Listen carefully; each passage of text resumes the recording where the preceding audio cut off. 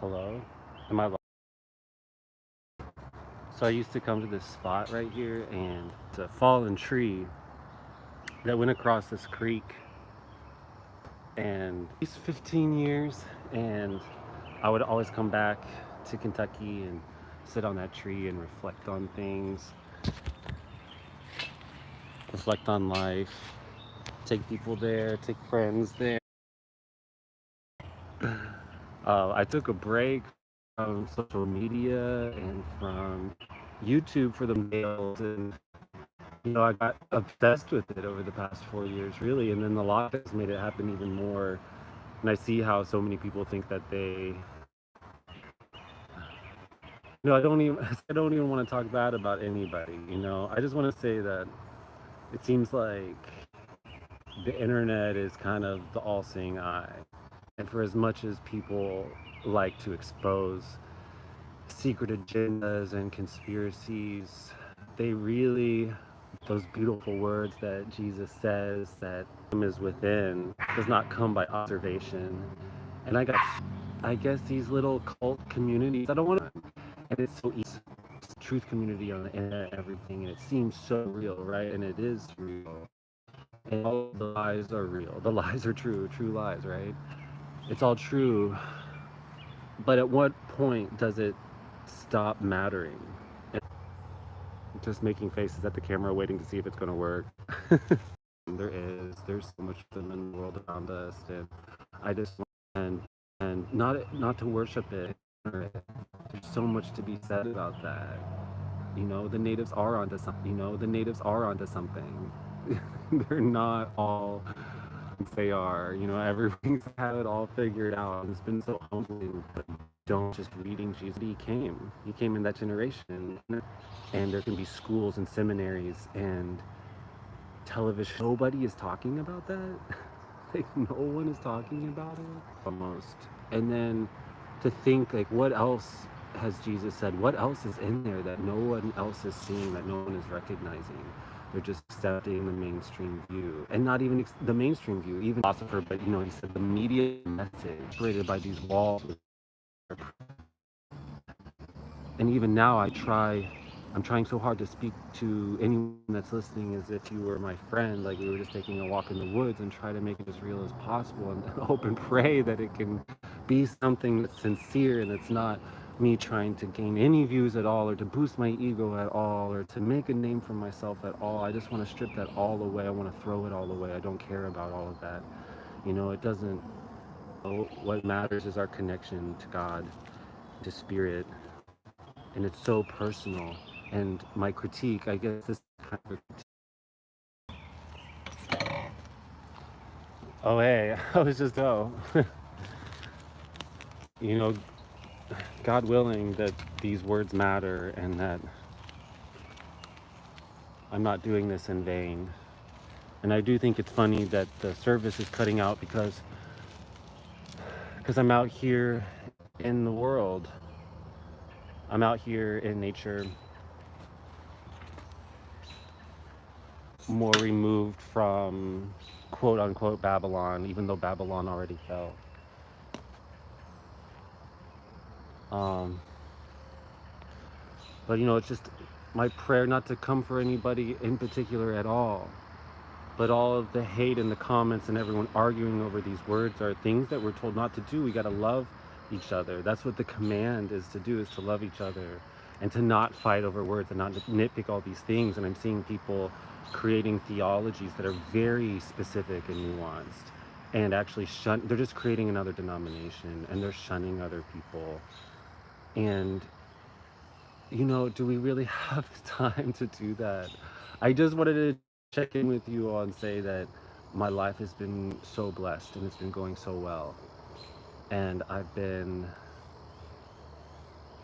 concentrating on the people that are around me in my life and showing love that way. And I've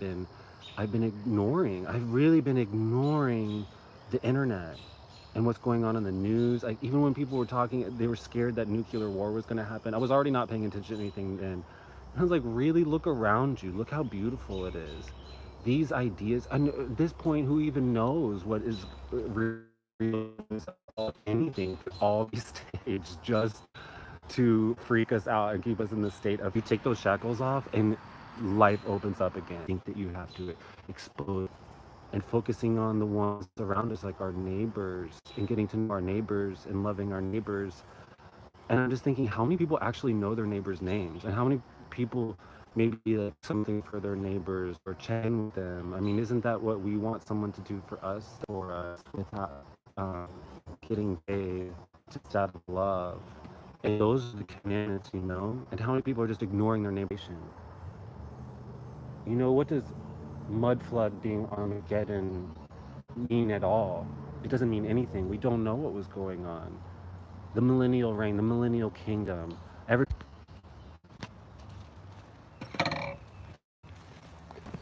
And so Jesus said it cannot come by observation.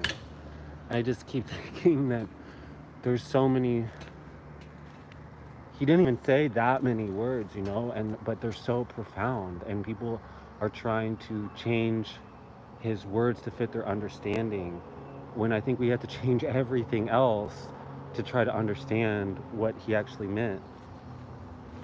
And the kingdom not coming by observation, the kingdom is within. I just, in my most humble opinion from what I've been experiencing, as I've stepped away from the internet and social media, trying to expose other people's lies and condemn others all the time, is that the more that I step into that,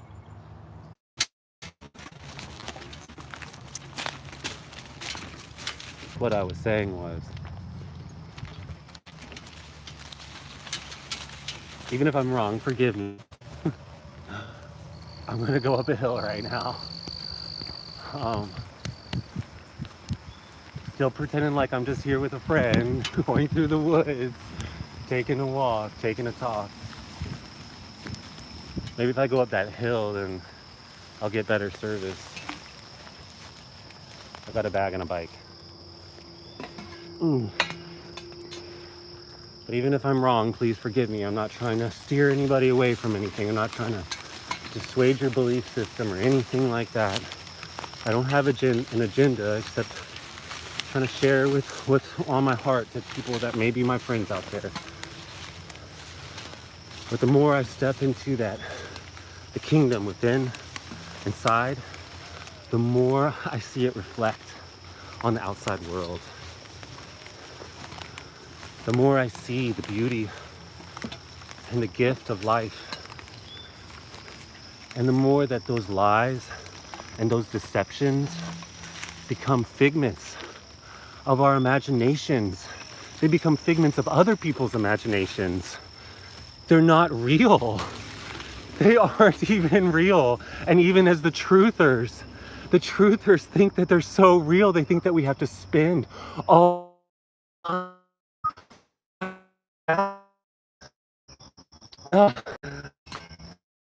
all this time and all this energy fighting one another, fighting the shadows inside of ourselves.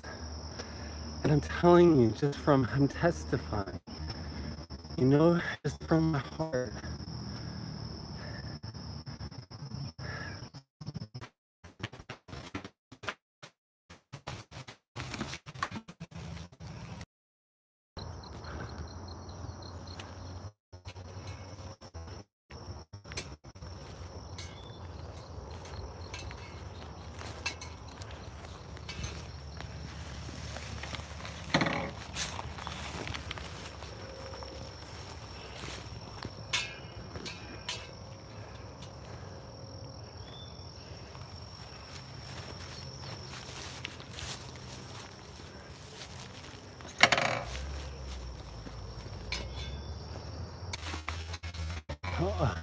There you are. It's back. I made it to the top of it. It is glorious. It's so beautiful. I want to read your comment. Spoken truth, Jessica. I love you. You're my friend. I can see a sundog, little glow of a rainbow over there.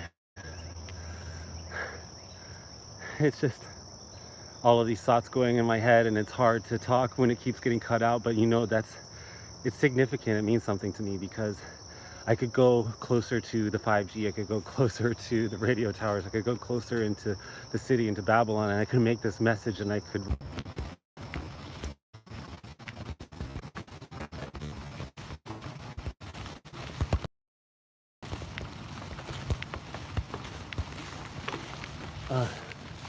Funny, everywhere I look, there used to be a tennis court right here. It's like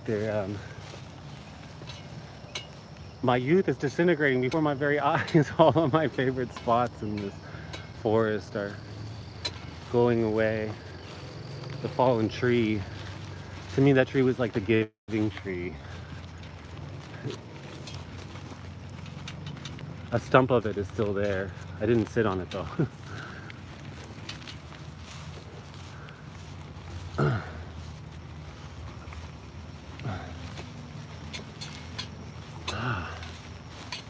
But what I'm saying is that, and what I'm experiencing is that I think part of the lie and part of the deception is that even in those around us love, and not everyone is going to see what we see, and they might not understand the way that we understand it, but we can forgive them for that. We can have empathy. We should have more empathy, right, for them, the ones that don't get it. You know, all these people that the truthers call evil and abominations and all of that. You know, they know not what they do, and that's what Jesus said to those who killed him. They were murdering him. He said, "Forgive them, Father. They know not what they do." I mean, do people really hear his voice? Do they understand what that means? And it's so beautiful to live in this state of forgiving and forgiveness and being forgiven. This constant state of being forgiven.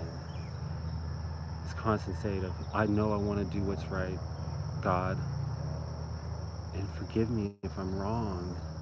And walking in that forgiveness and walking in that beauty and walking in that the spirit of that, and with integrity and grace, and seeing where that leads, you know, and not being so worried about what all these other people that are doing that are evil. Why can't we, I mean, this is so beautiful right now, you all.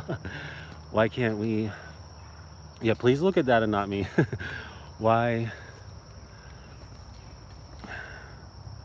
can't we focus on the things? I know we're called to expose these evil things, but what I'm experiencing is that the more I focus on love and giving that love, using my gifts and talents to help people, to reach out to people, to make people's day better, to make people laugh, to sing a song, to do whatever it takes so that they know that I have something that I've been given. So I don't just tell them about it, and I don't nitpick them apart. I leave that between them and the Spirit.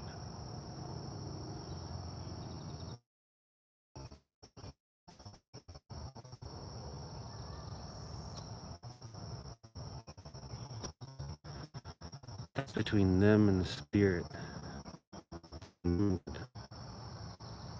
I don't even think it's my job to nitpick and to condemn. And you know, I don't think most people will ever understand, but it's okay. Even if they don't understand, I get to experience it, and it's been given to me, and it can't be taken by others. Even others who claim that they believe, that they know all the secrets, that they know all the mysteries, but yet they don't even know the words that Jesus said that he would come in that generation, that those standing there wouldn't taste death before they saw him coming in the clouds. Every man's a liar, only God is true.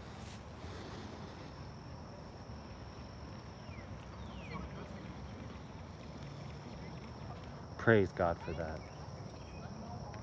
I'll see y'all later. I love you.